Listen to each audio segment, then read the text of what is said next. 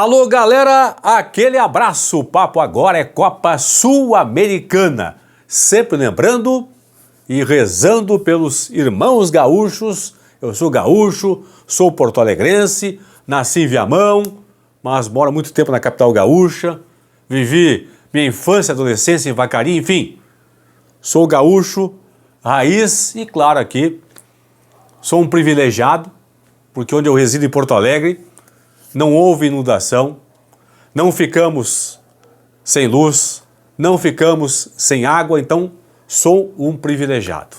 Em Porto Alegre a água está recuando nesse momento, estamos na sexta-feira à noite aqui gravando esse vídeo da Copa Sul-Americana, mas a água que saiu do Guaíba, entrou na Lagoa dos Patos e está invadindo toda a região ribeirinha, da chamada Zona Doce, Rio Grande, Pelotas, que são cidades ribeirinhas à Lagoa dos Patos. Então, nosso oração é para os amigos e irmãos agora de, principalmente Pelotas e também de Rio Grande. Vamos lá. Copa Sul-Americana, pessoal. Terminou nessa quinta-feira a quarta rodada da competição. O Internacional, por motivos óbvios, da enchente que passamos aqui no estado do Rio Grande do Sul, não jogou contra o Real Tomayapo lá na Bolívia, então o Inter tem um jogo a menos. O Atlético Paranaense, dos 7 brasileiros que disputam a Copa Sul-Americana, é o que está mais próximo da vaga para as oitavas de final. Sempre lembrando, são 8 grupos na Copa Sul-Americana. Ao final das 6 rodadas iniciais, o primeiro colocado avança direto para as oitavas de final e o segundo colocado de cada grupo vai enfrentar um dos terceiros colocados da Copa Libertadores da América. Então, nesse vídeo aqui, vou apresentar a situação dos 8 grupos da Copa Sul-Americana e também vou mostrar para você, se o seu time hoje não é líder do grupo na Copa Sul-Americana, contra quem o seu clube estaria disputando o play-off para chegar às oitavas de final. Lembrando que hoje o Flamengo, na Libertadores, ocupa apenas a terceira posição no grupo. O Flamengo estaria disputando um mata-mata, vou dar um spoiler aqui, contra o Boca Juniors. Hoje seria Flamengo e Boca Juniors, mata-mata, para chegar, o vencedor chegar nas oitavas da Copa Sul-Americana. Então, o Furacão que está mais próximo da vaga. Atlético Paranaense, Bragantino, Corinthians, Cruzeiro, Cuiabá, Fortaleza e Inter, os 7 brasileiros que disputam nesse ano a Copa Sul-Americana. Vamos grupo a grupo aqui. Lembrando que o primeiro grupo, que é o grupo A, não tem brasileiros. Always Ready da Bolívia lidera com 10, Independiente Medellín da Colômbia tem 9, Defensa e Justiça da Argentina tem 4 e o César Vallejo do Peru com 0. As duas últimas rodadas, dias 14 e 15, tem Defensa e Independiente Medellín, tem César Vallejo e Always Ready. E dia 29, fechando, portanto, a fase de grupos, jogam Defensa e César Vallejo, Independiente Medellín e Always Ready da Bolívia. Vamos ao primeiro grupo com o time brasileiro. Grupo B, que tem o Cruzeiro. A Católica do Equador lidera com 10 pontos. O Cruzeiro tem 6, é o segundo colocado. Unión La Calera do Chile, ocupa a terceira posição com 4. E o Aliança da Colômbia tem 1 ponto, é lanterna. Atenção, torcida do Cruzeiro. Independentemente de qualquer outro resultado paralelo, se o Cruzeiro vencer os 2 jogos, em casa agora, ó, dia 16 contra o La Calera, dia 30 contra a Católica do Equador, se vencer os 2 jogos, o Cruzeiro garante o primeiro lugar na chave e avança direto para as oitavas de final. Teremos ainda, na próxima rodada, no Equador, Católica e Aliança, e na última rodada, no Chile, La Calera e Aliança. São os jogos aí que restam das 2 últimas rodadas nesse grupo C aqui da Copa Sul-Americana. Sempre é bom lembrar, o primeiro colocado de cada grupo passa direto para a próxima fase, o segundo colocado vai para disputar uma repescagem contra um dos terceiros colocados da Copa Libertadores da América. Vamos ao grupo C, que tem o Internacional. Confirmando, o Inter não jogou nessa semana contra o Real Tomayapo na Bolívia. Belgrano é líder, tem 6 pontos. Delfim é o segundo colocado com 5. O Inter também com 5 ocupa a terceira posição. Hoje o Inter está fora, inclusive, da repescagem aqui. Por quê? Delfim tem, nesse momento, saldo 1, 5 gols marcados. O Inter tem saldo 1, 2 gols marcados. O Tomayapo é lanterna do grupo com apenas um ponto. Situação do Inter. O Inter tem 3 jogos por fazer. Real Tomayapo e Inter, jogo adiado desta semana. Não tem data para acontecer ainda.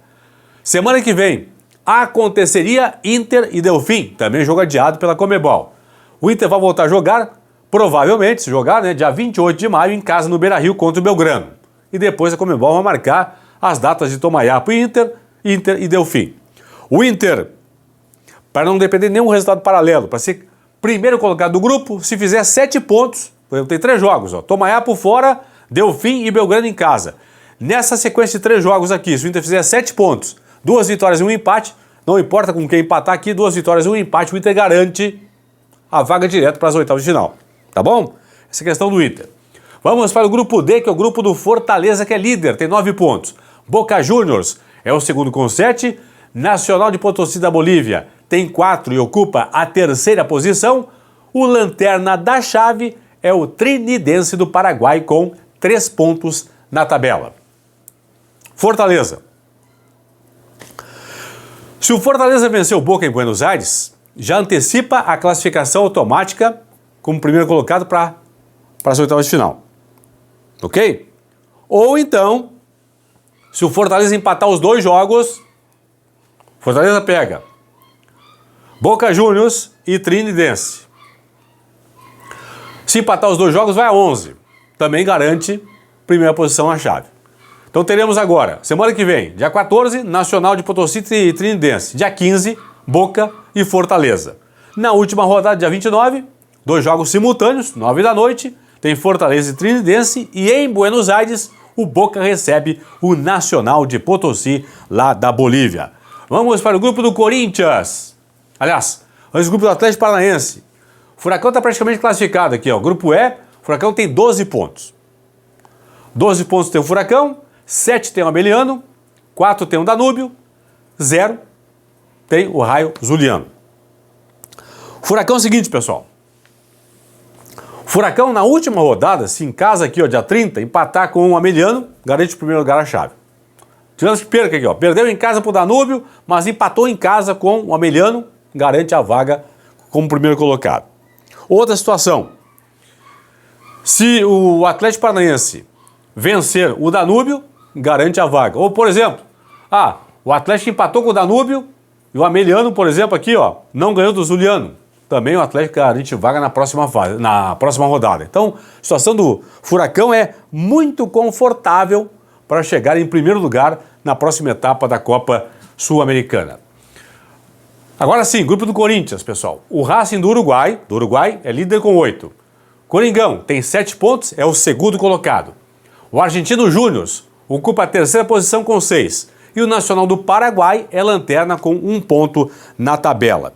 Corinthians, independentemente de qualquer resultado paralelo, se vencer os 2 jogos em casa, ó, dia 14 contra o Argentino Júnior, dia 28 contra o Racing do Uruguai, se vencer os 2 jogos, o Coringão garante vaga na primeira posição. Ou então, claro, se fizer 4 pontos, aí vai a 11, vai depender do que fizer aqui o Racing do Uruguai contra o Nacional do Paraguai e contra o próprio Corinthians, tá bom? Essa questão é importante ressaltar aí. Vamos agora para o grupo G, que é o grupo do Cuiabá. O Lanús é líder, tem 10. Cuiabá é o segundo com 8. Garcilaso do Peru é o terceiro com 4. E o Metropolitanos da Venezuela até agora não pontuou. Cuiabá tem, dia 15, em casa, o Real Garcilaso. E dia 29, na Argentina, o Lanús. Situação do Cuiabá. Se vencer os 2 jogos, vai a 14, garante, portanto, a vaga na primeira posição. E o Cuiabá com 3 pontos, se ganhar um dos 2 jogos, garante pelo menos a segunda colocação para ir para a repescagem. Beleza? Então Cuiabá e Garcilaso, Lanús e Cuiabá são os jogos que acontecem do Cuiabá dias 15 e 29 de maio. Finalmente o grupo H, que é o grupo do Bragantino, que tem o Racing da Argentina e o Bragantino dividindo a primeira posição com 9 pontos. Pelo saldo, o Racing é líder. Tem saldo 5 contra saldo 0 do Bragantino. Coquimbo do Chile com 4. Luquenho do Paraguai com 1. Completam o grupo aí. Bragantino, com 2 vitórias, 2 jogos fora de casa, hein? 2 jogos terríveis do Bragantino aqui, fora de casa. Dia 17, contra o Luquenho no Paraguai. dia 28 contra o Coquimbo no Chile. Se o Bragantino vencer os 2 jogos e o Racing não vencer os 2 jogos aqui contra Coquimbo e Luquenho, por causa do saldo aqui, ó, o Bragantino garante a primeira posição. Então, em tese, pelo saldo aqui, que é 5-0 a favor do Racing, o Bragantino, teoricamente, tem que fazer 6 pontos contra, no máximo, 4 do Racing, para o Bragantino passar na primeira posição na sua chave. Ok? Agora vamos aos confrontos de repescagem, pessoal. Estes jogos seriam nesse momento, nesse exato momento, fechada a 4ª rodada, os duelos em ida e volta para a definição de quem passaria para as 8ª de final da Copa Sul-Americana. Independiente Medellín da Colômbia contra o Barcelona do Equador, segundo jogo em Medellín. Bragantino contra o Colo-Colo do Chile, segundo jogo em Bragança. O Cuiabá contra o San Lorenzo da Argentina, segundo jogo na Arena Pantanal. Corinthians contra Estudiantes da Argentina, segundo jogo em São Paulo. Amiliano do Paraguai contra o Rosário Central da Argentina, segundo jogo no Paraguai.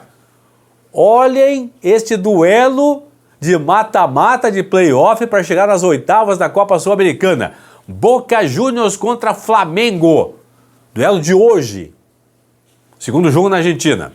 Cruzeiro contra Libertad do Paraguai, segundo jogo e decisivo em BH. Delfim do Equador contra Universitário do Peru, segundo jogo no Equador. Lembrando, aqui estão os segundos colocados da Copa Sul-Americana e aqui estão os terceiros colocados da Copa Libertadores da América, claro, classificações de momento. Vocês lembram como era aqueles cruzamentos da Copa Libertadores da América antigamente, sem o sorteio? O primeiro enfrentava o 16º, o segundo enfrentava o 15º. Aqui no mata-mata de playoff da Copa Sul-Americana, é exatamente isso que acontece. Por exemplo, aqui, ó, que vocês tenham uma ideia. O primeiro colocado, o primeiro eliminado, digamos, vou voltar um grupo aqui. Por exemplo, o melhor segundo colocado, não quer dizer que seja o Bragantino, só estou botando para vocês entenderem aqui, ó. O melhor segundo colocado da Copa Sul-Americana enfrenta o terceiro pior colocado da Libertadores da América. Aí o segundo colocado da Copa Sul-Americana enfrenta o segundo pior colocado da Copa Libertadores da América. Daqueles que ficaram fora da classificação. Aqueles que ficaram em terceiro lugar. Entenderam? Então, o melhor segundo da Sul-Americana enfrenta o pior terceiro da Copa Libertadores. O segundo melhor da Sul-Americana, segundo colocado, enfrenta o segundo pior da Copa Libertadores da América e assim sucessivamente. Então teríamos aqui, ó, Boca Juniors e Flamengo, valendo uma vaga para as 8ª de final da Copa Sul-Americana. Tá bom, pessoal? Sucesso aos gaúchos. Semana que vem eu volto aqui com mais uma rodada. Lembrando que semana que vem o Inter não joga de novo pela Copa Sul-Americana. Estarei trazendo aqui na quinta-feira da semana que vem um balanço da 5ª rodada da Sul-Americana que vai ter em campo Atlético Paranaense, Bragantino, Corinthians, Cruzeiro, Cuiabá e também o Fortaleza. Fui!